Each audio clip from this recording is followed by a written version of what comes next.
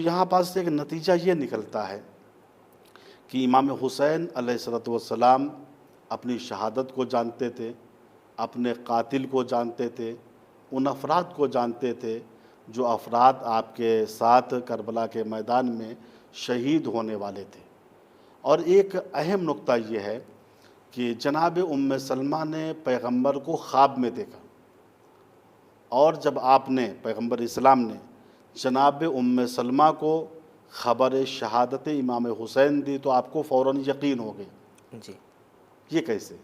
چونکہ دیکھیے روایت میں ہے، اور یہ روایت اہل سنت اور تمام اہل التشیع کے درمیان مشہور ہے کہ حضور پاک نے فرمایا وَمَنْ رَآنِي فَقَدْ رَآنِي فَإِنَّ الشَّيْطَانَ لَا يَتَمَثَّلُ بِي، جس نے مجھے عالم خواب میں دیکھا گویا ایسا ہے کہ اس نے مجھے عالم بیداری میں دیکھا، چونکہ شیطان میری شکل میں مجسم نہیں ہو سکتا ہے، نہ حالت بیداری میں نہ حالت خواب میں۔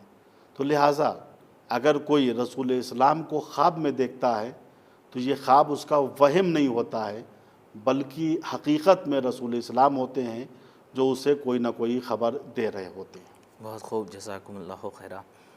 ناظرین، امام حسین علیہ السلام کی خبر شہادت جو نبی اکرم صلی اللہ علیہ وآلہ وسلم نے زوجہ رسول ام المومنین ام سلمہ علیہ السلام کو خواب کے ذریعے سنائی، جہاں خاک خون میں تبدیل دکھتی ہے اور ام سلمہ گریہ ازاری کرتی ہیں، ماتم کرتی ہیں۔ علماء کہتے ہیں امام حسین علیہ السلام پر عزاداری کرنے والی جو پہلی شخصیت ہیں وہ جناب ام سلمہ علیہ السلام ہیں۔